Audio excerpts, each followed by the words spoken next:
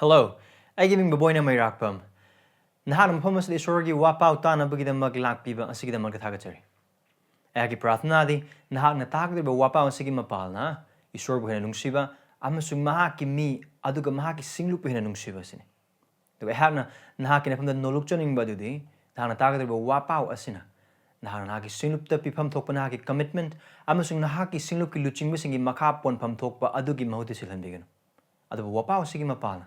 Nagising lupa hinanungsiba, nagising lupa luching musing hinanungsiba, adu quite maruoina, Esorgi matik mangalikdamak hingba punsi the chakot badu, eki prathanani. Ibung umaki wapau, taminas.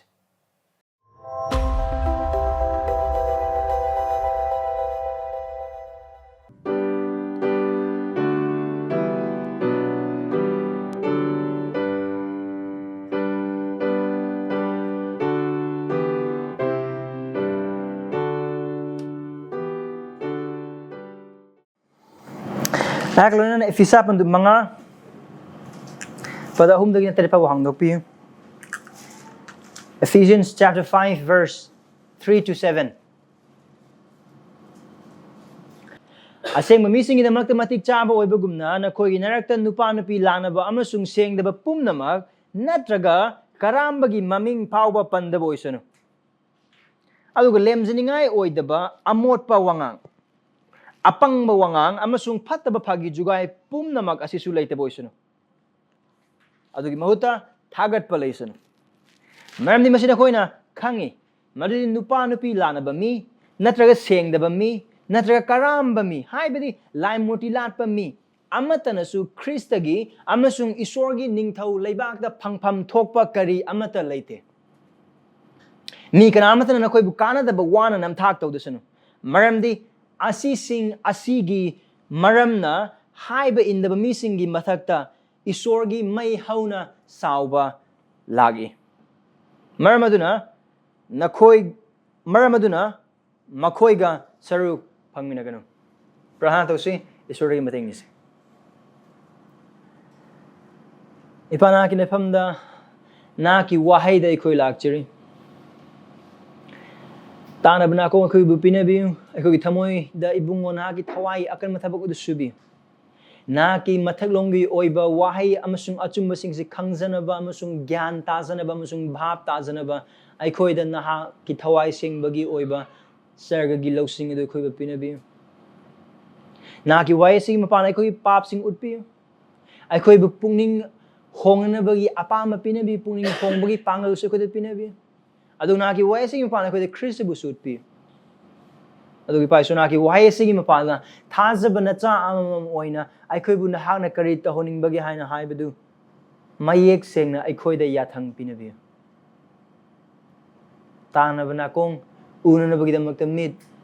khanna bagi damak wakhal amasung thajanaba amasung lausan janana bagi damak thamoi adugi hingna bagi damak punsi eikhoi da bungon nahak na thaujal oina pinabiu. Eikhoina oidabadu oihanbiu, eikhoina khangdribadu khanghanbiu, eikhoina udribadu uhanbiu, aduga eikhoina nasana basu Kristig saktamda onthokpiu, eikhoigi asengba punsi asina nahaki asengba natik nanga adu chaubada eikhoibu sizinabiu, nahagena wangsanu, eikhoina nemsanu, eihagena nemsanu, disu Kristig immunizeribani. Amen. Eikhoina Ephesagi nainaba asi makatana naina minarli. Aduga eikhoina mamangi nomajinde eikoi Ephesaba mangai pada amaga ani yeng minakre aduga eikhoina mamangi nomajinde stamina kra adugumna haiba ngasigi mi eikhoina naina minarakaduriba Ephesaba mangagi pada ahum dagina taret phauba asi polna Ephesaba mari dagi hairakpa haukraba Christian ama oiba taragadi Christian ama oina taugadoba hingadoba amasung lengadaba punsi adugi matangdani. Now asi question ko gumsi madudi Paul na iriba chithi asi Ephesada leiba thajabasingdani. In other words, Paul is writing his letter to the believers. Christian singda, non-Christian singda nate. Aduna karigidamak no Paul na thajabasing asida iriba se oh moi thajaba oiraba maram na karam haina taibang palda punsi hingani karam haina punsi chatkani karam haina Esorgi matik mangal hai bekon Ephesaba amada ahum phobada uminakraba Kristagi singlup asigi mapalna isorna tebang panbagi mipum khuding mak ta aduga sargi mafam singa leiba jaga singa leikraba angam mathau singi mafamda mahaki loksing adu utna nabagi damakta leikraba magi thorang adu karamba moong singluptagi karam haina uhongani haibdu unabagi damaktani. So chapter 4 dagi na hauji phabda khana nainarakliba thajaba amone Christian amone hingida punsi mahing ngasigi mithasu pon tauna bagi damakta khara haigidore command sing ma pigidore haiba khuding mak sing se Christian ama oina tawpham thokba thabakni maramdi haiba si tauna bagi damakte isorna eikhoi nauna pokpire pap amasung arana sirama eikhoi hingad hanbire aduga isorgi thawa eikhoi nungda leibire pangal eikhoi da pibire ngamna bagi damakte eikhoi mateng pangbire aduga maki hai binaba apamasu eikhoida Kristagi mapan hapir. So asi kaugumsi mahamasda harib khudimok sing se polna Christian orba maramna hingnana ba masung taunana bagi damakte Christian oinaba amata nate. Ko aduna kon mamangi if like mangai pada amasung anida yengkibedu kraino nungsiba chatnana bagi damakta aduga harib nungsiba adugi achoba pandam no kana oike Jesu Krista karam haina chatkani haibasu aikoi tae standard to kanano Jesu Krista na karam haina nangam sung agi damak nungsibida chatki nangam sung aigi mahutta aikoina phangadu isorgi asawu mahana khoi damak da phangki nangam sung aina aikoi pam number kana phangadu ikai badu Jesu Krista aikoi gi damak da phangki hai badu gi mapana nangam sung aigi damak da Jesu Krista nungsibida chatki aduga chat manana Christian oikraba aikhoina su atopa thajab ichil inau singi maphamda atopa ichil inau sing adugi damakta nungsibada chatbagi punsi maing se hingba mathau tai aduga haibasi nongmajing numida khatang hinga daw nate nongma kala nong off nate week off nate there is no week off in Christian life. Christian life is 24 hours a day 7 days a week 365 days a year until you die. Siriba matamadu pawa pung kunmari numit tare ni Thabum chupa, chahi chupa, sidriba power or Christian among another to matamadu power. Karam mapamda nungsibida chatkani. Church nate college da, restaurant da, thabak dofamda, office da, thajabasing lone matamda, thajabasing lone matamda. Hai badugi matang na pol mamangi nomizing aduda hai kraba if example mangai pada ama amsung ani asida mayek sin ummina akhoi phangkre. Adu haiba khudimak singdu karigi damakta khona togodoribido maramdi eikhoi Esorgi nungsiba macha singni aduna nungsiba macha sing ama oibagi maramna ipagi matau tamba missing one ipagi matau tamba sing oina ko aduna isam sambol the haiba oiba target mamangi chapter 5 ki verse 1 amasung 2 da yengkibidu kaino haiba oiba target di asengba nungsiba se karamaina tawi haiba dig matang Tebang pandan haiba nungsibaga Bible da uba phangba Jesu Christ masamang na hingkiba amasung mahang na thajabasing eikhoida oina bagi damak tambiba nungsiba duga yamna khenai Tebang pandan oiba nungsiba ni kedawe phau pharju pat rasu nungbu nungsina ba oiba taragadi nangju nangini aiju aigini mi ye pamadu di yetpiro no nangju nang ye pamadu di yelak tanana bagi damakta I na pam kudimak ta on view I saning home the salan view yet pira kanu ngang bira kanu say bira kanu adu Bible gi oibinung sibe tong an nung sibani Bible gi oibinung sibe di pap yada binung sibani aduga kanagum ichil ina oman Esorgi aning bag dugi wang mada punsi hingbo oiba taga di nung sibe ichil ina adu Esorna yade pap ni tawgunu haina hayan bang ngamba nung sibani aduga Bible gi oibinung sibe di pap ka chatmin na ba nung sibani ate adubu papu sengdok pi ba pap tagi kanbi ba nung sibani Bible gi oiba nungsibadi ahan ma Korinthe ba traum gi matungina Bible gi oiba nungsibadi dharma chain bada haraw nungsibani dharma chain da bada haraw nungsibani ato ba ichil ina amana pap ma toru bagi matang na phagi jugai tarpu matamda asengba Christian gi oiba nungsibadi duna di modo onsalaga nokselaga postai ni nang mangaire nai ri se nang mangaire postai je nang mangaire kapi jain haiba gi mahutta adu Esorna yade pukning hong haibadu aseng Bible oiba nungsibane atopa nupa amana thajada bi atopa nupi ama nungsiba matamda haibadu atopa amana khangpa matamda silna nang hojik leiba relationship du Esorna yade aduna lepo adu Bible gi oiba nungsibana haiba ngamgadobane adubu Haiba nungsiba du karamana toba nungsiba no. Haiba du Paul na phajana eikhoi mitmang da. Ephesians manga pada amamsung ani sida mayek sing takra. Adu ngasai ni mesi dadi haiba Bible gi oiba nungsiba adubu onthang na hanba maong gi nungsiba asengba nungsiba nataba aranba nungsiba aduni. So verse 1 and 2 it shows what true love looks like. Verse 3 to 7 the perversion of love. The perversion of love. Nungsiba adu nataba nungsiba di manba adu asengba gi nungsiba nataba adu gi machat amasung maong adu gi matang na umina pangani. Adu ngasi gi mapam Ephesians mga pada ahum dagi na pada tayo pa bosa eikhoi khangmin na bayaba achauba one main thing, one big thing. Thajabasa asengbada chatlu maramdi eikhoi Esorgi asengba meesingni. Thajabasa or Christian sa asengbada chatlu karidamak chagadise. Why? Maramdi eikhoi. Eikhoi kana Christian sing. Christian kana Jesu Christabu kanbire mapum sung Prabhu ina paptagi puning holanga thajabasing Christian. Magi tung ilibasing Christian. Ko singlupte yauribasing Christian. Eikhoi kana Esorgi asengba meesingni. We are saints of God. So, Christians, walk in holiness. Now, mamang gito na, walk in love. Nung sida sa lo, ngasi ginumis na, walk in holiness. Because we are the saints of God. Aduga, verse 3 digna 7 pawa se, acho choba tangkak ani dekho yang ni verse 3 digna 4 pawa ma, aduga 5 digna 7 pawa ma. Verse 3 digna 4 kayo no Paul na, eikhoi da kanganing libo sa Esorgi wise na, asengbada chatlu maramdi madu thajabasinggidamak matik chabani. Asengbada chatlu karidamak to no maramdi madu thajabasinggidamak matik chabani. Walk in holiness. Why? Because it is fitting for believers. Verse 5 to 7 asengbada chatlu maramdi eikhoibu sargagidamak kanbire. Walk in holiness. Why? Because we are saved for heaven. So first point is verse 3 to 4. Walk in holiness because it is fitting for believers. Asengbada chatlu maramdi madu thajabasinggidamak matik chabani. Now, Paul na verse 3 karamahin hawa. Now, mana yathang ni piyaka doon sa maru oy na karigumba kara tawdana na bagidamak ta. Adu gaya tawdana bagidamak ta harap khudi masinsi motivation no kayo na Paul na. Thajabasing ni piyaka motivation se. Hai badu yengdring mamang da karino mana tawdana bagidamak da hide is. Adu dughan yengs. Kari tawdana bagidamak da hide is.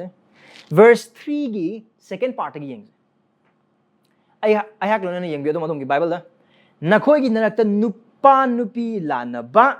amasung sengdaba pumnamak natraga karambagi maming phauba pandaba oisunu aduga lemjaningai oidaba amotpa wangang or amotpa wangang apangba wangang amasung phataba phagi jugai pumnamak asisu leitaba oisunu jamna nai boy batagdi verse 3 gi second part ta pona deal tawribase karamaine hingbano ko punsigi mahing aduga verse 4 the man haibis na kari verse 4 gi first part to the haibis na kari wangang amasung sanga jamna nai haib boy batagdi pona haibase karamba jaga sing da asengbagi punsi mata chatkani sajat lichat wangang sanga sajat lichat kai ubu phange verse 3 gi second part wangang sanga kai ubu phange verse 4 gi first part adon Paul yan mayek sing Paul ang kahote Paul se nakyei de wangang de Paul se nakoi na wangang de so because Paul doesn't beat around the bush. He just present things. Oyo do bani. Adu nganglo do bani. Adu na karidagi hai bahore mahang na nakhoi gi narakta hai badi Christian sing adugi marakta. matam adu le efisagi thajaba Christian sing adu makoi sinum adu marta kari leroi dobono nupa nupi lanaba amasung sengdaba pumang natra karamba gi maming. Now ahan batang kasi ko yengsi sadali asida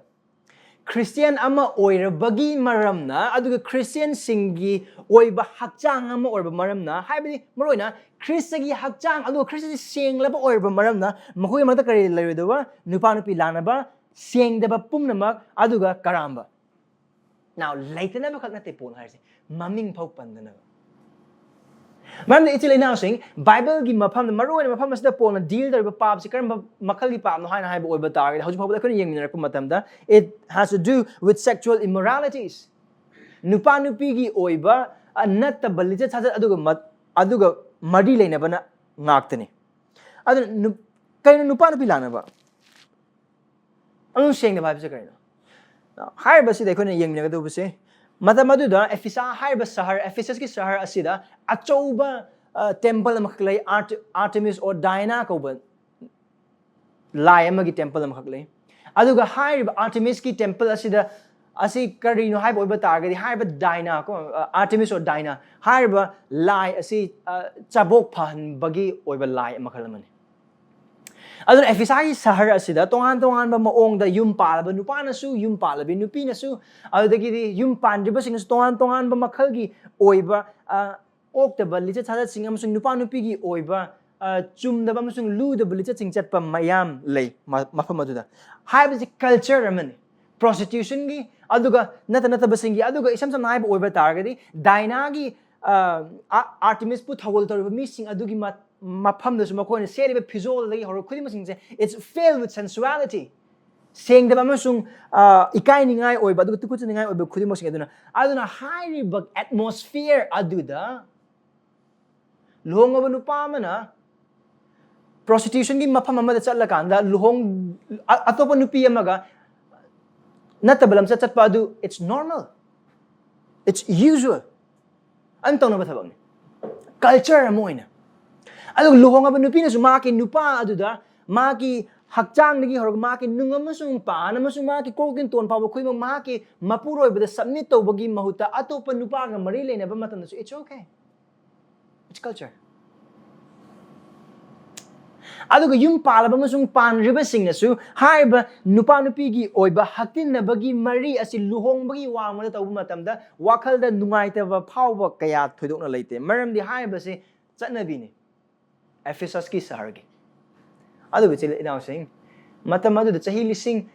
ama ga kharen lising ama ga chama kharen matam da chumba du hojik chumdara Ephesus agi mafam de dumai tawne khoi Manipur adu mane ga sutau de oh aikoi lai mafam ka sutau de nati na khoi lo na makang aikoi lo na makang adu ga hai ba pa asida lai ba missing aduna khang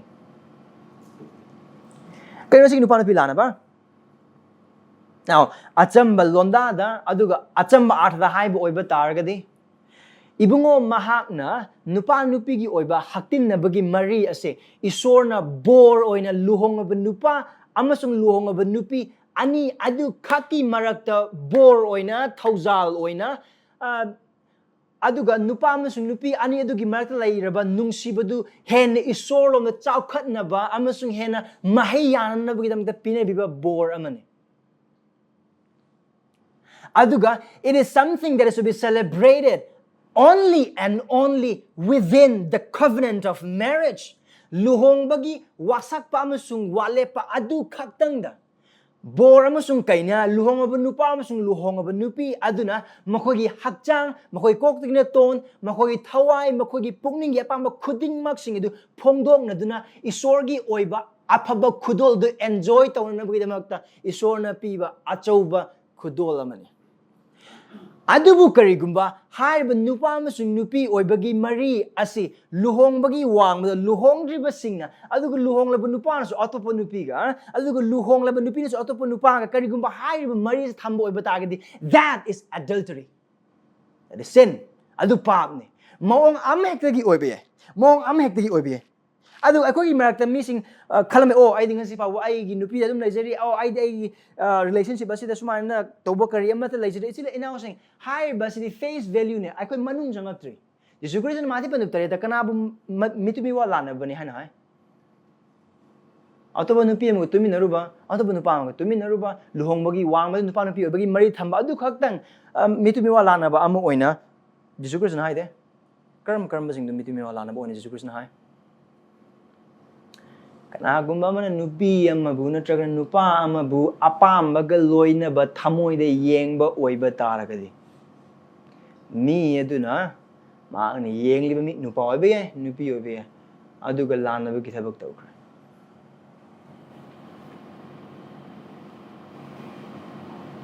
Sila na ibung ama ki wahai asina taibag mayam gi mamang da singlup ki meesingni mamang da ai roommate singi mamang da ai ge thabak to mi ba meesingni mamang da adu ai gi nupi ai gi nupangi mamang da makoi na udaba punsi mo ong da hingba adu di yai ko hai the kuding mo sing you can make fool out of people but you cannot fool God Esorgi pang basi singa marani mang manung amusung mapan pau na uba ibung mamang ne he is omniscient Mang udaba mana khang na kariyam ta leite amam ba kada da thna to thabak aduga arot pa kada arot pa restaurant da arot pa phamung da nahak na kana gumba amaga kana mata uhandana yamna arot pa maong to thabak khuding mak sing du mi sing da gi uram da ba ya Esorgi mamang na gi amata lote aduga hai du pap nen ibung ma ki was na make sing hai it is sin aduga hai bisi Christian oikraba singi marakta leifam do nupa nupi lana ba khudimo sing sedagi karam mo ong nupa nupi lana ba ki thabak si tawi adu ka ngi mata masedi phone da internet da tv da karam makhal gi show yengi karam ba website ki link ta click tawi karam Facebook da Instagram da karam ba makhal gi post follow tawi karam makhal gi reels yengi karam makhal gi video yengi karam ba maong gi pizza chakcha yengi khuding mak sing it's all included Jai now sing ibungo mahak na eikhoibu pap tagi sengdok pinana ba amasung senghan binana ba aduga mahaki minggidamak aseng mi amam oina bigidam eikhoibu kawbine aduga haiba kawbikraba mi eikhoigi marakta haiba pap sing karamba sing mitu mi wala na ba nupa nupi lana ba sengdeba pumnamak natra karambagi maming khudimak sing ase asa taude Isor na eikhoidagi Now Muhammad da haiba nupa nupi lana ba karamba amasung sengda pumnamak khudimak sing se sexual immorality ga chamani Haiba adu da seasonal term ngaktane maru oina adubu haiba sengdeba pumnu haina haiba da karigena sengdeba pumnu se loina mak khanba wakal gi haroga set pa piso yeng kari yengi karamba wari ne hen nungai na tai karamba lyric ne hen na pai karamba makal gi magazine pai karamba makal gi chepong sing pai aduga chepong na karamba jaga sing ne hen na luthana pai karamba jaga sing ne hen na pam na pai khuding mak sing loina haiba khuding mak sing sengdaba pumna mak uba yaba taba yaba tauba yaba ngang ba yaba aduga chatpa yaba aduga khanba yaba pattaba sengdaba khuding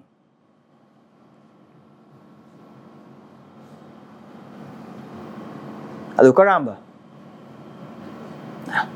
nupa nupi lana bagi thabak tawriba khuding mak sing aduga sexual immorality ki pap ta ningai na laiba khuding mak sing it's because of greed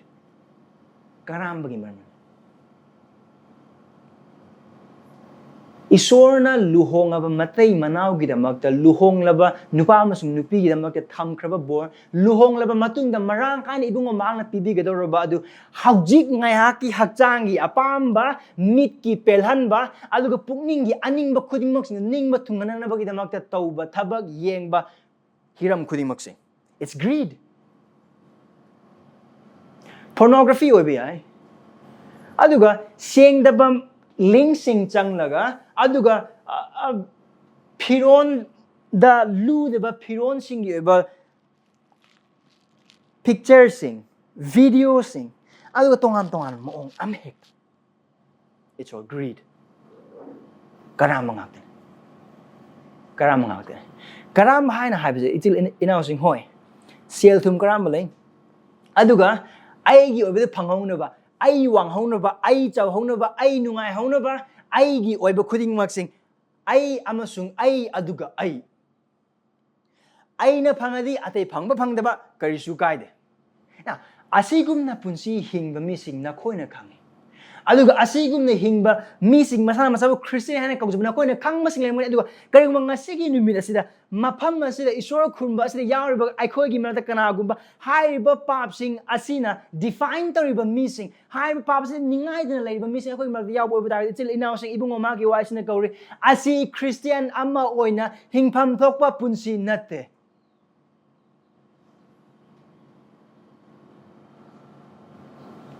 now haiba pap sing asi taibang pamba sid lekraba mising adi yamna line lo thoi aduga haiba gi matang na pon makata na thajabasing su amu hena warn tarokani adu koi umina chil naw sing luhong laba nupa sing nahak na nungsigadoba nahak ki punsi nahak ki thawai nahak ki hakchang khuding mak sing adu kathokadoba nupi ama khaktang le aduga haiba isor na yabiduna nahak ki nafam da pinabirba nahak ki taloi adu khaktang adu luhong laba nupi sing nahak ki hakchang nahak ki wakhal nahak ki thamoi nahak ki thawai nahak ki hakchang khuding mak sing adu akhakpa amata leitana isorgi matik mangal da pithokadaba amasung katsingadaba nupa ama khaktang le adu nahak ki napuroba khaktang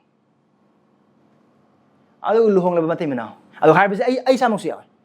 eikhoi gi thamoi sing luhong laba nupa amasung nupi gi thamoi da leigadoba thamoi na ningjagadaba thamoi na nungsigadoba thamoi na je thamgadoba nupi loina magnate ai gi nupi khaktang na ki nupi khaktang nupa loina magnate nupa ama khaktang na ki nupa khaktang adu asigi wangma da khanba wakhal asigi wangma chatpa lichat chajat khuding mak sing adu bible na nupa nupi lana bhaina ko adu yum pandaba nupa amsung yum pandaba nupi sing naha sing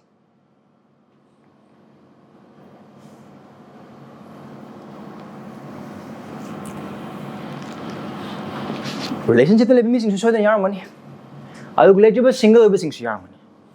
oh I di single or aduna I di nupa nupi lana bagi pa ba tawde haina ha su nya yar mamni wakhal da taw thabak su isorna hak na masung lum na do adu hai nupa nupi lana bagi thabak taw na bagi damak ta relationship leite ba ya de hai ba leite mamni jel ina sing Azik labor tabang policy pap thiba matam da wana thokum pham natte adu nupa nupi lana bagi thabak asi pap asi tawnana bagi damak ta kanama tana mateng pangbidrabasu aning mai matung na tawbu matam da thingba ngamba matam nate phone aduga kare hainingai leitana hong leba data pack kare leite bhara da leiba matam di ithanta imasu de ipasu de thonglun han kiba matam da kanam to unate aina lonsan ba ka do taw thab khuding mak sing adu kanam tan uroi kanam tan khangoi kanam tan ngangnoi kanam tan sonoi adu jara ko khale se pap to matam da mit khuding mak pullabasu nahak nangon da pangal ama piraga taibang pamba leba mi loina mak mi tanghan bo oiba taragasu manakong loina mak panghan bo oiba taragasu aduga loina mak maron thokan da bo oiba taragasu nahak na mi tanghan bangam loidoba nang amasung nakong panghan bangam loidoba nang amasung aina wa maron thokan da bangam loidoba amalai isor mahang ne wain ngadris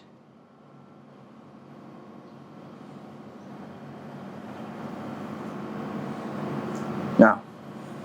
pon hai base asi khuding mak sing matang da sengdeba khuding mak sengdeba pumnamak adu karamba pumnamak mang phau pang adu oi targadi hai ba sing matang koi wari sana roida nupan pi mari matang da punji ka man hingin habagi matang pap sing matang da now adu hai ban te pon phum si da hai base man mang masa man maming palagni thajaba sing da asi pap to dana bagi da mak da hai base adubu karigumba hai basi matang da wari sanaba khuding mak sing ase asengba da semgot loidoba asengba oroidoba sagat loidoba adugu krisi gi saktam da on thok loidoba maram oiba targadi asi matang da wari mata sanaba do Esorgi aning manem sung pam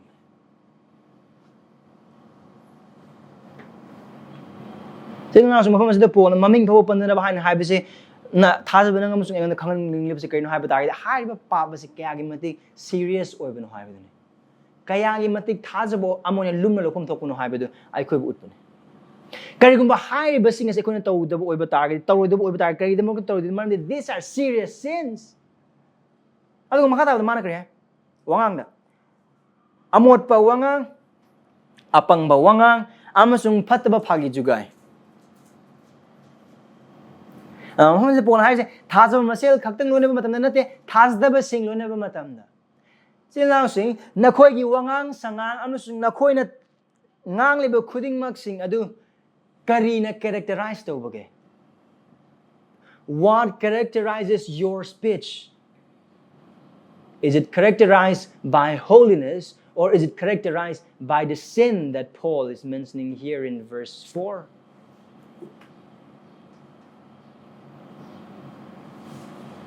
kaino amon pawangang khuding mak amot pa hai boi bata gi asengba adugi ona taina bada Esorbu kangbada mateng pangloi doba asengba gi punsida mateng oiroi doba aduga thajaba isilina singbu hena nungsibada mateng oiroi doba aduga asengba punsi hingbada hena mateng oiroi doba wangang sangang khudingmak wari khudingmak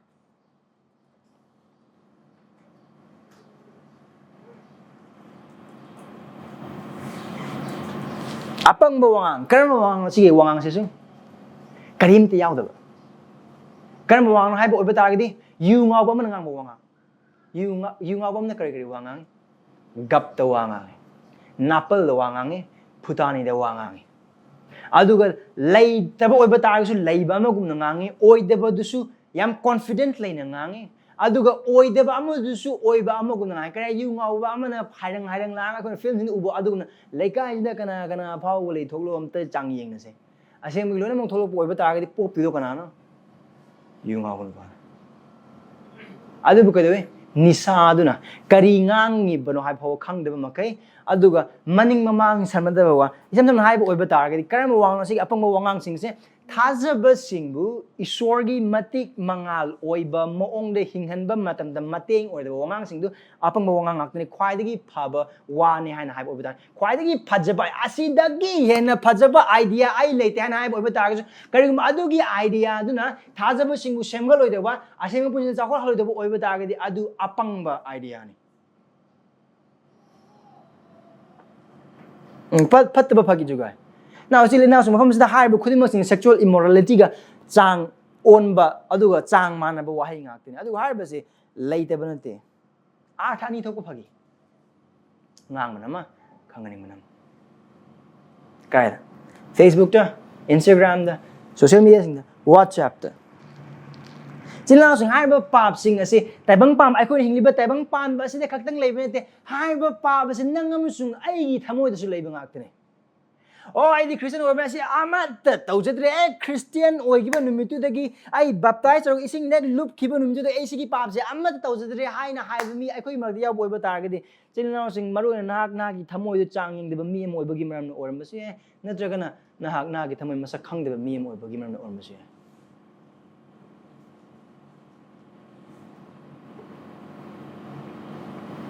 hai sing sine Ibu ma ki wine thasaba ko nang am sung engon tawdana buida mak dai bisi kari amu khana nupa nupi lanaba seng deba pungnamak karamba gi karamba aduga amot pa wangang apang ba wangang amasung phattaba phagi juga kari gi damak tan tawdar bis hai ba pap sing as leiba yamna nungai matam khara khatangi miwa ngang na ba yamna nungai alu ngang ni ba miwa alu na kana gumba amana tawdaba thabang amagi mata na ngang ram ba dei ngang ni ba mi no on khala ga wang hangalak po ba ta ga di nungai ba khuding mo sino loine mak mang khini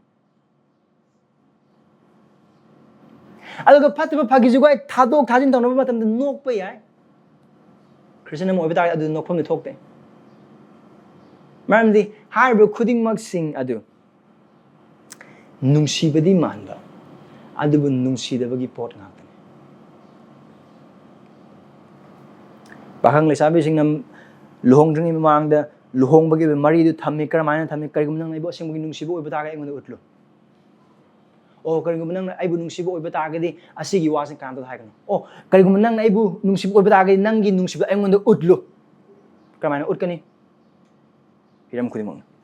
Sengda hiram khudimang. Asengba nungsiba nate. Asengba nungsiba nate. Esorgi matung inba nungsiba sunate. Hai ba ibung magi waising matung na kayo nungsiba adugi artha onthang na hanba isor na Bible as the Christian gi mapana thajaba nang amasung ay utpira ba nungsiba gi definition adubu onthang na hanba lal hanba chum handa ba aduga amak pa ohen ba adugu bagi thao ngaktene.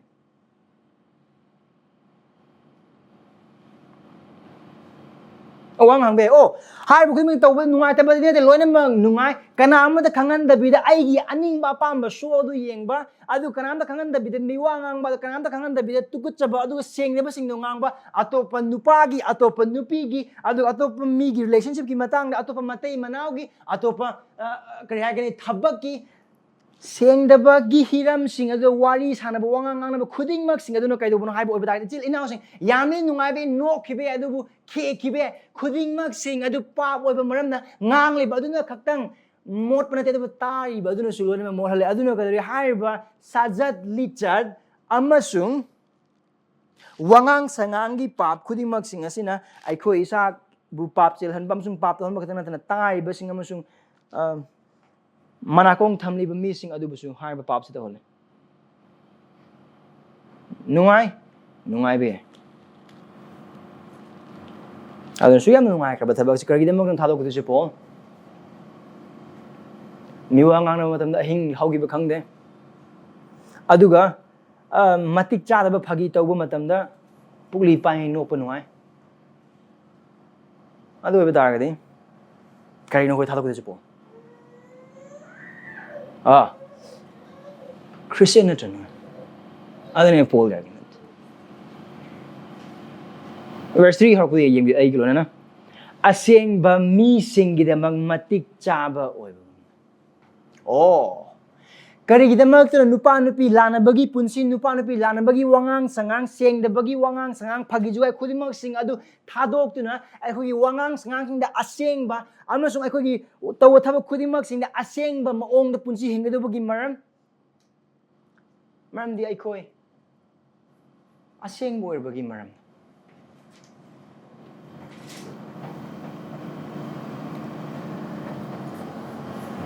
kanu si asengbo ba hana hari pa kaya maino no Christian naman asengbo ori ba se sinlausing nangamasung ay na Jesus Christ bu kanbire mapumusung Prabhu na thajad ringay mamang na eikhoi punsi du kayo Ephesians madub ani pada amadagi ahum madu aduga ayo ran amasung papam na koy sirame masida matam amad na koy taibang pa amasung taibang pan asigi masat matungin na atyagi panggal gi mapu adugi matung inu chalame hai ba thawai se hai ba in the meesingni masat thabak ladun lerami makogi marakta eikhoi pumna maksu kana eikhoi how to be Christian or ba adu Christian ordering matam adu Christian or ba eikhoi Christian ordering ngai matam aldo kadrome matam amada eikhoi hakchang gi apam basing da chalami hakchang amasung pungning gi apam badu thungalami aduga atopa meesingumna eikhoi mausana asawagi macha singorme hai basi nangam sungen Jesus Christ bu thajadring eikhoi Christian ordering da hinglamba pap amasung ayol an sirega hinglama punche dune adugi matam adu miwa ngang rasu kaisu khande sengdaba wari sanasu kaisu khande aduga nupa nupi gi nataba lamcha chajat sing khudingmak sing adugi matangda wakal khanba yengba chatba tauba khudingmak sing oba taragasu mayana tawna barina kaisu kaidabagum khali khudingmak sing du lerme adubu Esorgi thabak adugi matungina karamba thabak Krista Jesus chai lising ani mang to biga thabak adugi mapana hai ba thajagrame pum khudima Jesus Christ na pap chen basing mak ta siba phumba aduga hingat khraba du thajagraba khuding mak sing aduda ibungo mahak na sep makhoi bu kandiba khagnatna makhoi bu sengdok pire aduga makhoi ba aseng bo henbire nang namasung ai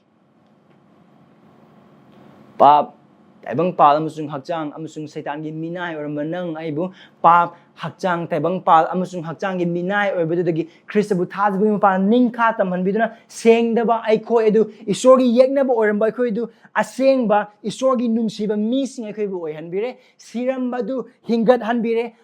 aduga Esorgi mayok laining bagi thamoi palamba adu ibungo mahang sadong gi thamoi pibiduna ma ki ningba toning bagi apamba du eikhoi da loina pinabire khuding mak singasina maram oraga eikhoi asengba oire eikhoi gi thabang maram organa te adu Jesu Christ gi thabang adu maram oraga ma ki haibin baduna maram oraga aduna kadare asengba haibase eikhoi gi identity eikhoibu sak takliba ming am oire. All Christians are saints, so don't commit adultery. Adun ni pong haris.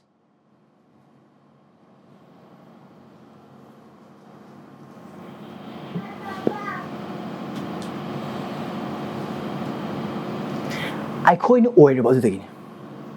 Isang na nahay ba oil ba tarang Now, India ki kwai pasapay ba nupa adugi machado kwai gi lar ba mi man hingma punsi mahing ma hingmo yaro. Maram ni magi stand adugi matung ni ma punsi hing kani. Sena so eikhoi Jesus Christ na eikhoi gi papi kan bi ma tamda eikhoi asengba oina ko bia bani adune Paul nakarman hawi man Ephesians lari gadu Ephesians chapter 1 isogi ning bagi mapana is Jesus Christ gi pakon sa Paul Ephesians lai ba asengba meesingda all Christians are saints pastor katang saint nate aduga missionary katang saint nate aduga kari hay ni bishop katang saint nate all believers are saint Hai bodu eikhoi oir ba maram na adu eikhoi aseng oir ba maram na kadu Ephesians pandum ani pa datara eikhoi bu ibungo mahang han tharang to wirba apa tabak sing chana widam eikhoi bu kanbi bane kaubi bane adu kadore ibungo magi thawai sing ba eikhoi gi nung dai hingle ma ki thawai gi akan ba thabak adu eikhoi gi nung da subire we are saints destined to do what God beforehand has prepared for us all good works. Adug ibungo mahang eikhoi nan tawna bugi damakta apaba thabak mayam thorang to bibada eikhoi uba phangraba Ephesians bandu mangagi pada ahum gi second part 4 gi first part asi apaba thabak amatanate phattabang ngakane haiba sing sa tawna bidam nang abu kan bibunate adubu ma pu pehal mapun singa bugi damakta adu eikhoi ne hingle eikhoi asengbo oire adu eikhoi asengbo hande kari gi damakta ultimately Kaidamak to eikhoi pap toro do bagi maramdi eikhoi khuding mak sing asi Ephesians pandu ahum pa taragi matungina karino yengse chapter 3 verse 10 kari hai masi sargi mpham sing leiba angam atho amasung matik leiba singda Esorgi makal makha ayam bagi loksing adu haujik singlo ki mapana khangna bagi damak nang amasung ai asengba oina ba amasung asengba oina kaubire adu asigi mapana eikhoi gi asengba punsi mahing aduna eikhoi gi Esor asina pap chelamba pap ta sirma nang aibu kanbiba si kayagi matik singba kayagi matik loksing leiba amasung kayagi matik ningthi jabona bi uthona bagi damak tane anna kana pon haiba se Nakhoina uriba taibang pan bagi oiba amot ba phataba pap khuding mak sing aduda punsi len ba matamda phanggadaba nungai ba aduda gidi haiba khuding mak sing adu yaduna Esorna na bu sembi khraba oihan bi khraba maong aduda na ki punsi adu hingba aduna hena laibak phai aduna hena bor lay aduna hena matik manga oi adu ngaktane Sin promises temporal pleasure but it will drown you in eternal mine of guiltiness. Paam na nang amasung ay mga natigid ba haraw nang amasing hatangin. Ado paam na mga nang amasung ay mga natigid ba ikay ba amasung amag pa guilt and shame didi. Yam sang na pigid. Ado paam na promise obo kariya mata phangwa. So, kayo na taro dise sing na bathabag sing. Nupan pila lana bagi thabag sing karigidamak ta eikhoi Esorgi asengba meesing. Eikhoi seng le ba meesing. Esor na Kristo gi mapana asengba hana ko ba meesing. Ado na aseng bor ba maram na seng na bathabag sing se to no. Kari to ni eikhoi. Eikhoi gi chinda amang eikhoi gi punsida. Amor pa wangang lemziningai oida ba wangang sing ado pata ba phagi jugai to bagi mota kari ona lagani ado mota kari thagat pa. Ado ni verse 4 gilos la praise kana bu thagat pa Esor bu thagat pa kari gidamak thagat kani Karigumba nupa nupigi oiba mari asi isor na luhong leba mati manaw gidamakta boro na pinibibi oiba tagadi, we celebrate that and we praise God for it. Aduga ibungo mahang na bor gidamakta pinabiraba si eikhoi na oktaba sengdaba chumdaba maram gidamakta siznaba oiba tagadi. No, that is not praise. That is sin. Chin se karin thangi adugi mahol pune isor na mahak na eikhoi gi phamda Christ gi mapang tawiraba thabak khudingmak sing amasung eikhoi gi hakchang gi damakta pinabiraba bor khudingmak sing asi gidamakta mahak pu thagatpa aduga atopa ichil inaw sing ibungo mahang to bikrab afaba thaba khudimok sing macha oirbasu adugi damakta ichil inaw sing adubu thagatpa. Appreciate though. Thank you. Hai besi thajaba nang masung agi chinda eikhoi gi wangang sangang dam masung gi sajat lichatta nang masung agi punsi ase Esorgi thabak adubu thagat liba punsi nang amasung agi chin ase Esorbu thagat liba khoi gi chin oifam thoi aduni chil inaw sing hai ba pada ani asida hang wakal khamina ba pa how kraba numit sing aduga ngasi ngai haki mawangi punsi du na ha wakal tobi nana khan gi ba wakal aduga nang to ki ba thabak sing aduda hauzik pol mafam masda hai kraba pap sing aduga irona na aduga manan to ki ba pap sing ha ki punsi da yawra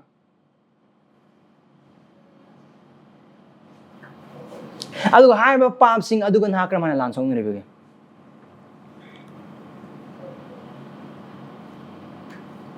aduga na hai ba pap sing lansong na ba matamda Esorgi asengba mi ama oibagi mafam adugin hak sok na rebe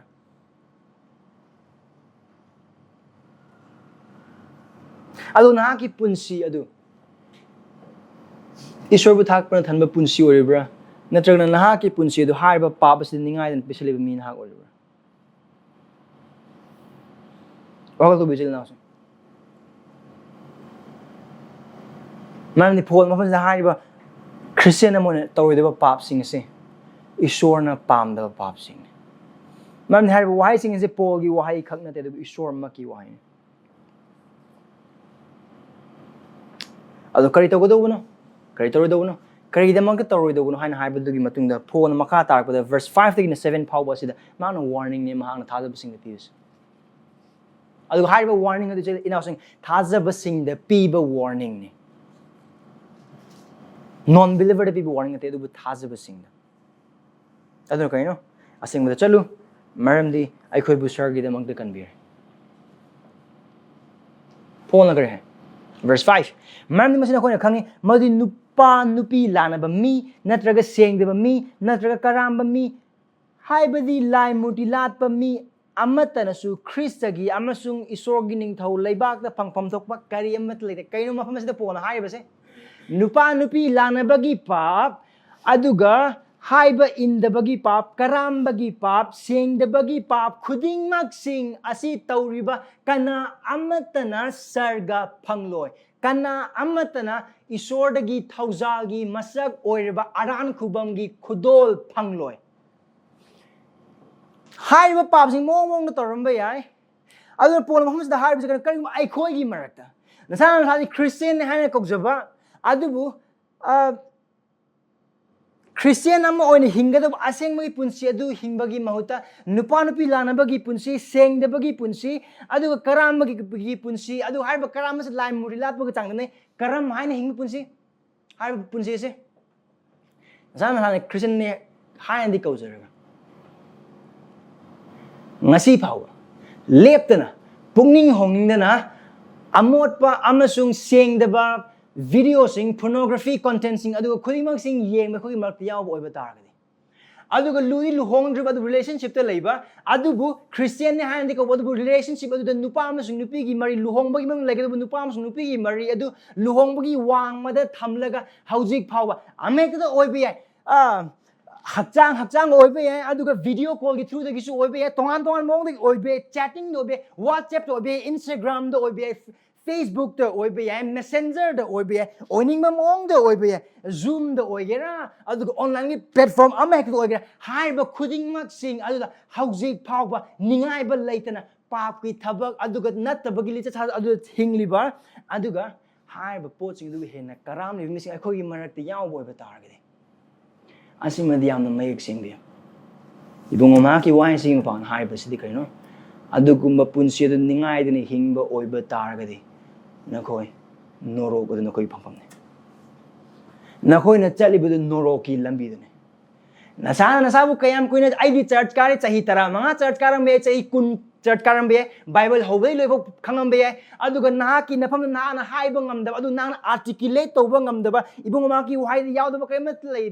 kayam lei ta be bible se di phajna pi ba ngam be adu na ki punsi adu na adu pura onna taina ba da seng da ba ok da ba adu nupa nupi ki oiba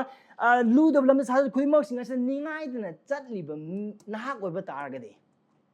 christian atena pungni hong adu sarga phangoi norok phangani adu harbe nupan pi mari khakna de am hek do be chin thi bagi oibe ai miwangang ne bagi oibe ai adu ga paisa do oibe ai makhal am hek de gi paisa nat di hingba ngam loi do ba adu ga thabak am tahu da oiba tar ga di ai to thabak adu ne jesu christ gi hena lum lo ba silup gi hena lum lo ba thajaba sing pun ga do gi hena lum lo ba adu ga hai ba adu ningai na adum hingli ba mi sing yaw oiba tar ga di you can be very sure that you are not Christian now say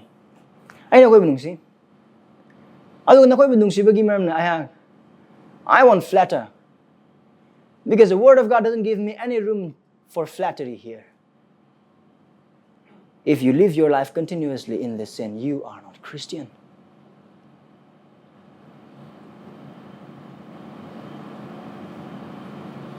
Hai ba si ayang na ay mangai re sing ba du ga ay mangai wang hai ba wakal du gulo na khoi da hai ba nate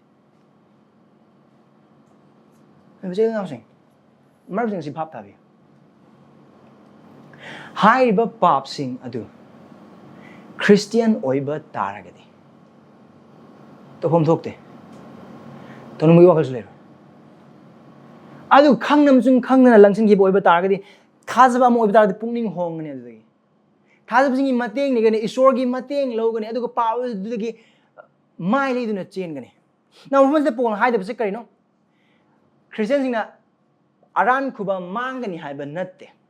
อาลูกปนหายไปสิกันเนาะนัทบุคริสเตียนเนี่ยฮะอันที่เขาจะรักกันเสียงดับดูกันนุปานุปิลานะบิทับกสิ่งดูกันคารามบกีมักลอัมเฮกที่คารามมักลอัมเฮกที่เสียงดับมักลอัมเฮกที่อปังบะโอยดับดูกันตุกจะมาพากิจุกันขุดิงมักสิ่งดูกันปุ่นเชดุมนิงายนะดูหิงบะเสียงดูสูเล่าดับหายดูสูเล่าดับปุ่นนิ่งสูห้องนิ่งดับป้าดูกันสูไล่ท้องนิ่งดับดูไม่อันนั้นตรงนี้ก็เลยอีท่านนั้นตัวอะไรมาจุดตัวดูกันอาสมได้จุดตัวดูอินางพันธุ์จุดตัวดูกันที่อิมังหิงจุดตัวก็เลยไอ้นะสิมาจากมาซ้ำสิกันตั้งตัวรู้ไหมอาทิตย์ตัวนี้ก็ช่วยได้ไอ้เนี่ยตัวได้สิเนี่ยก็เลยดูมันดูเลยแบบปุ่นห้องดับโอยไปตายกันดิ that is a sign of an unregenerate heart น่าหน้าปกแต่แบบทำมวยกี่น่าหน้าปกแต่แบบปุ่นซีกี่สักทีเนี่ย so amukan hanayag na nakoy kayo makoy magta adugumba missing yaw bo obita gidi awdugin namay le duna olak na bugida magta ay ha nakoy bo nonjari aduna nakoy da kana ba piroy nungay ba piroy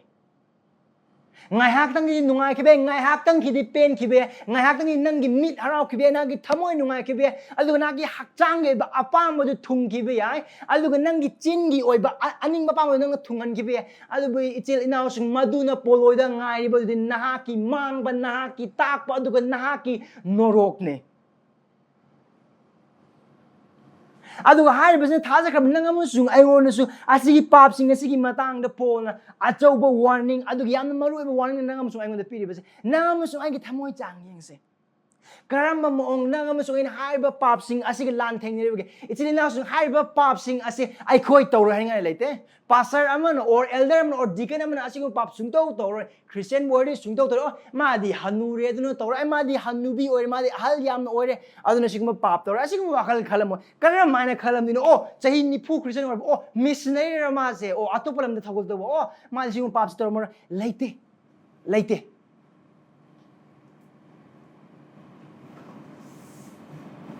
Esorgi aning madu da wakal tau hodana Esorgi apa madu yang hodana punsi hingba matamda ibung ama ki wahai amasung hai amasung thajab ichil inaw singgalo na sa imin ba punsi adu da zataba matamda pap na kongai ne Na to man kam to su khong. Man de ko yan hai. Because we know how to plot things. See, पाप चंद देखो ये थमोई से, आया की थमोई से, पाप में तो उन्होंने किधर मगता प्लॉट जाम सिंध याम है, कर्म मतलब दक कनाना उड़े, कर्म आये न लोट कनी, कर्म बवाहे न लोट कनी, कर्म बाइबल वर्स हाई बॉय बता रहे थे ऐसी न लोट कनी, याम है, don't trust your heart, अदुम उन्हें थमोई थाज़ बिगन, अदुम अदुम की अनिंग बापा में खुदिंग मग सिंह तो गहने खनगन Oh, I think Tamoy the lap with him Anna Tamoy lap with him and the Christian or was Tamoy lap of Kudding Muxing the Esorgi, Wahine Tang, Yang Laga, a publishing a look at the Nang of Gidamak. Ivy, Anning but Anning but Town the Christian or Henbir Esorna. Anning but Kudding the Esorgi, Wahine Tang, let's saying the Kudding the Loto Asengba Punsi with them of the Nanga becomes. Say now sing. Wakal can be. Wakal Toby. Man, Ibungo Maki Wina, Atoba warning Hamas the Pidi. Aran Kubam like the Aduguma missing again. Christian has a boy but Agaso. Aran Kumang and Happen, and the Bible couldn't mix Maram Amadi. There's one sure reason why a person will persevere in the life of sin because he's not saved. Not because he has lost his salvation. Aran Kumangi begin at the Aran Kumam Pang the Bagimam. Paul, you are not strong. Pang pam tokpa kari amata late. Oh, sargadi changoy, sargagi tongba, the tonga point at Tamni Hive and Nate. Sargaju Zataba, Nurok to Tada, Mayagi, Maratiam, Awaba, Lane Hive and Nate. Oh, Aduga Sargagi Mapamda, Sargada, why they never Tamni Hive is Nate. Kaziktan or Asali have Nate, Asa amata late. Now, Thajabasa announcing.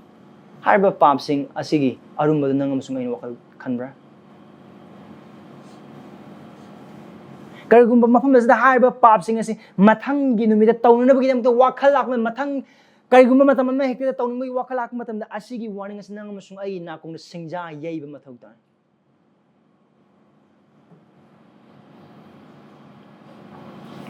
You know, warning the Karino. As you pops in the island, he like a Christian and a co-bushing Christian at the Moy Sargazel in Norjak and Aduni. Another warning Paul is giving again. Verse 6 Me Kanam and a eikhoi Canada, but one and I'm talked to the son. Maram, this is assisting a sigi, Maramna, high in the meesingni matik, Esorgi, my honasawa sawalai. Ah. Minam, do not be deceived by empty words. Ahangba, Kershao Yao the wine. Carmine, Miname. Me the tone, the Roshi of Oxibo. None of them told you. I tender and see the book to you. Madi told her. Cassis, says, I don't me at the Sudum Tone, Cassito, none to Casquai. Me, Yang, carrying none of them Adukumba, White Havro, Mojum Tarina to Casquai. None of them no pro modi no to Casquai. None can young with nothing. It's life. It's life. Just go with the flow.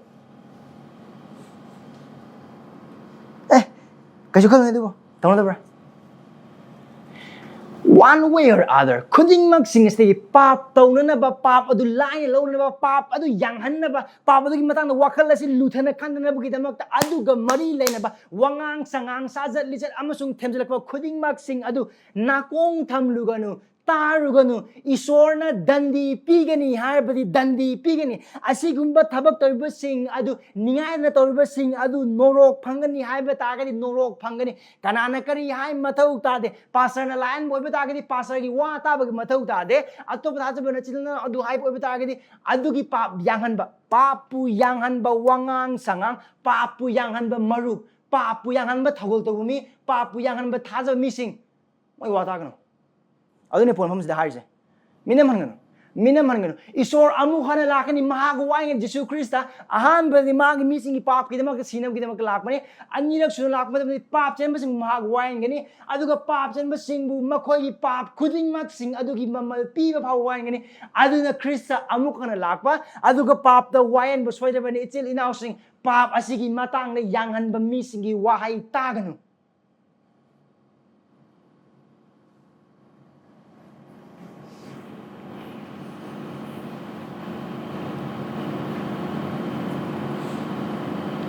Sino na sing? Tabang paan ba sila?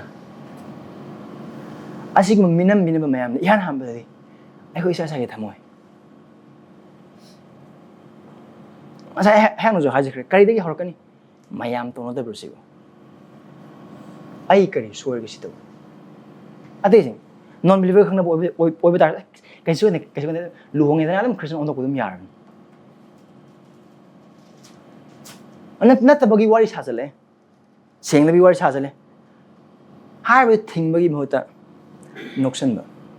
Karamba maongda hairiba maong sing asin ai ko minam han bage ai ko gi thamoi amasung pap sing bulai na loriba amasung tawriba meesing adugi punsi mahing khudimag sing adu tayo na lobagi mapa. Pukul mamam zakar hai. Pap ti pap. Price chitle. Isor na wahin mani. God will judge. God will judge. Now, chama na hana mathak duga kari tawgani hai aduga sorry kari tawgani ma mohare kari tawgani aduga meesing pap sing asibu tawriba meesing aduga pap sing asibu yanghaliba meesing aduda thajaba nang amasung aina tawgodo isora khodi pamdo kaino maram aduna makhoi ga saruk phangmina kano do not have any partake. Do not partake with them. Saruk phangmina kano loirewa karigumana khoi gi marup ki oiba circle da papu hene yanghanba pap tawu matamda nathamoi kaihandaba adubu hene themjenba marup leibo oiba tagadi adugu marup adugu pina kano aduni mafam da harisa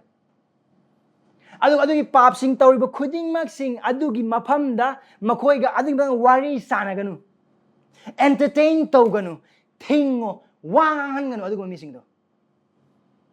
aduga makhoi tawriba khuding mak sing aduda none of my business har lai thokano if you are Christian and if your brother or sister is in sin you have every business to judge and warn ko karigumna Christian weraba aduga to thajaba na chilna amana pap ki punsi hingi uba targadi nangi nathau nangam sangi ithau mayam lai pabadu taw handana na bidamakta pabadu taw thingna bidamakta adu karigumba marubaduna or nang thajaba marubadun tawriba thabak sing adu miwa ngangna bagi oibe non believer ga mari lene bagi oibe adagi sengdaba punsi mahing hinbagi su oibe adu natabala masa bagi su oibe ama hekta oibe yai ai bu chumthokpugi modo khangna ju khangna ma ju mai thokna ai thokna leiba oibe tarba chang yeng su maha ka tana te du na ki thamoi su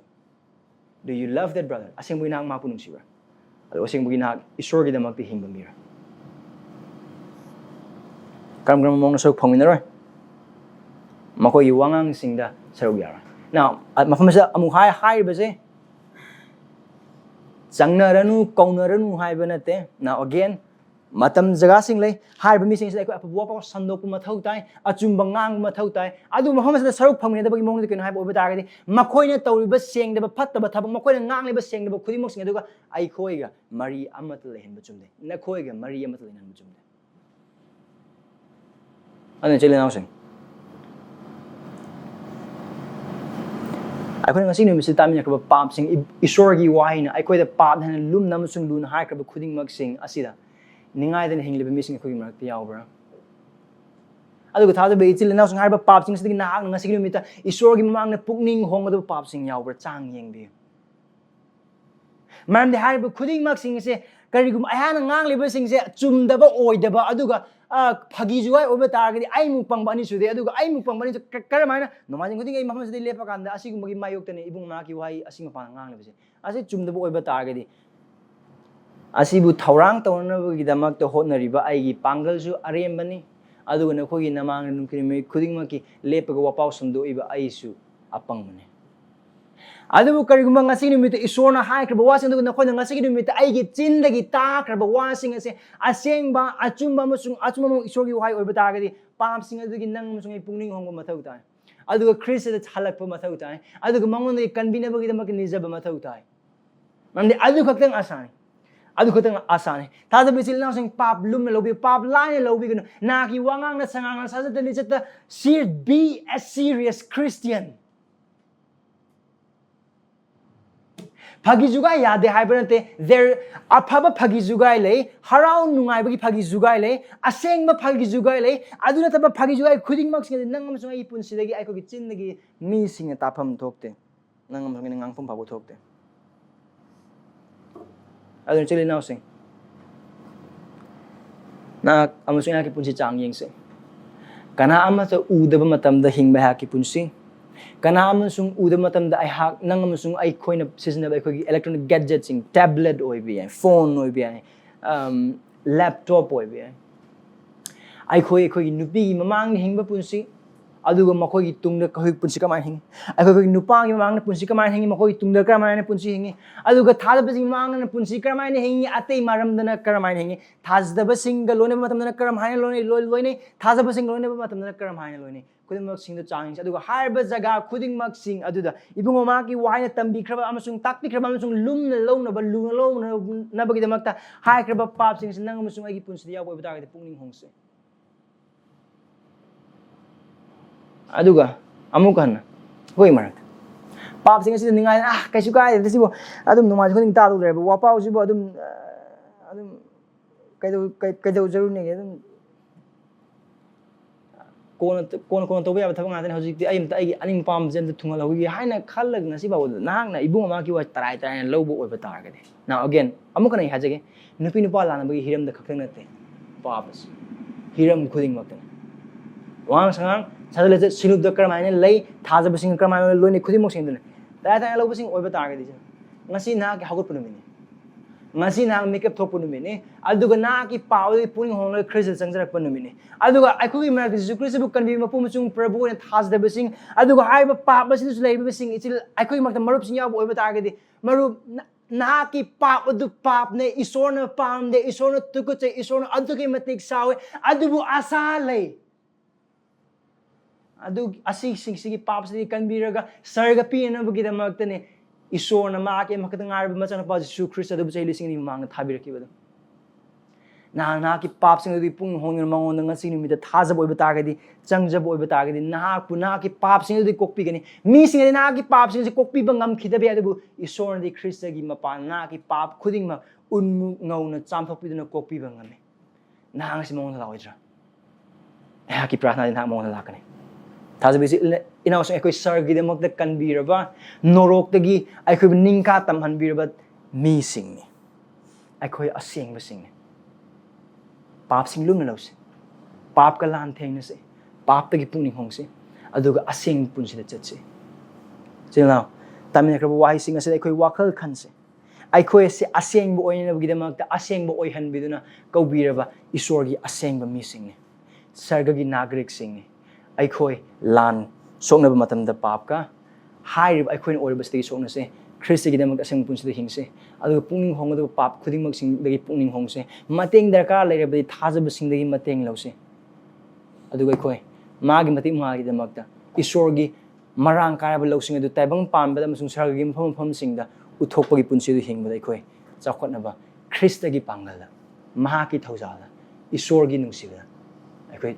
lan cho song na se adu lep later na set change prahados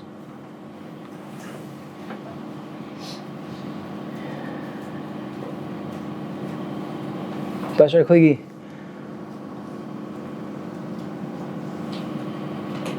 amot pa sing de ba na ki ningbi bagim na ki apam gi wang ma da nupa nupi lana bagi seng de ba pum namak karam ba pum namak phatba phagi jugai apang bawangang amasung seng de bawangang khuding maki pap si pai sor aikoi punsi sing na khangnam sung khangna tawkhiba matam sing lei prabhu aikoi gi apang ba si de mak aikoi gi pap kokpiu ya ki pap kokpiu prabhu ngasi numida na ki wahai na aikoi gi thamoi bu thidok pi duna aikoi gi asol masing hana khanghan bi prabhu thagat chari Prabhu akhoi asom sing se akhoi na yazaduna na ki na pham da akhoi pap sing se kokpi yu haina chensan jabagi pangal akhoi da pinabi adu gi pas na on chensan jabagi pana akhoi na pap sing asidagi akhoi na pungning hong da ka liba pap khuding mak sing asidagi aseng pungning hong ba akhoi pinabi aiha ko pinabi na pham da gi ni jeri nungse be sori bungon hana akhoi bu kandi badi seng da na bagi mak na te du aseng boy na bagi da mak tini Prabhu hai ba achumba se akhoi na kauk thok tuna taibang pan me akhoi gi mitmang da leiba pot kharagi aduga mit akhoi gi thamoi da leiba apamba mate kharagi da mak Prabhu akhoi na ki aning ba musna ki kaubi ba musing na hak na ohen birba asengba asi kauk thok tuna pam sing kiba matam sing da mak Prabhu akhoi gi apang ba du kokpi hana phum da gi ni jeri Prabhu asi gathang sun natna akhoi gi pap sing musung akhoi asun mu khudi mak sing asin akhoi bu nam halaba matam Prabhu akhoi na asa pi bi na sana pa su Christ gi mapana Prabhu ma ki mapana akhoi bu kanbi bine akhoi bu aseng bu hanbi bine akhoi bu sargagidamak da kanbire bani pa Esor akhoi ason basing du hai ba achumba si gi lona na ki pangala lan thengna jaduna asing magi punse hena sakot ba punse akhoi da pinabi Prabhu eikhoi gi irak te nupa nupi lana bagi pap sing dagi seng da bu khuding mak dagi seng da bu wangang khuding mak dagi aduga papu yang na lauba khuding mak sing dagi pa Esor eikhoibu kanbiu Prabhu akhoi gi apapata khang na bu wakal si pa Esor pap lom da hena sensitive oi henbiu aduga dharma chen mai punse da akhoi hena sakot henbiu khwadi pikpa pap ama phau Prabhu Christ gi igi mapana hatok chana ba akhoi mateng pangbi na phum dagi ni jeri Prabhu akhoi marakta kanbi phangdriba marup sing yarbadi Prabhu akhoi namda prahan tawju akhoi bu kanbi Prabhu akhoi poloi norong ne adubu nahak ki nasana pa ju Christ bu thajabagi mapana akhoi poloi adu nahak ka lomra na sarga da laimine yagani Prabhu Esor akhoi bu kanbi akhoi da aran khubam gi thabag du na ke bu wa pawge mapana sijnabi Prabhu na ke chumbaji hingjana bu de akhoi da khawrang pinabi apam pinabi aduga pangal su pinabi khudimak sing asi mapana na kim ning hena wangbo isunu na na khoi ko bi khraba makaubi adugi matik chane hingjaba su akhoi bo henbi aduga si mapana na hena wangsunu aikhoi hena nemsunu ai ha hena nemsunu Jesu Christ ngi ni jeri bani Amen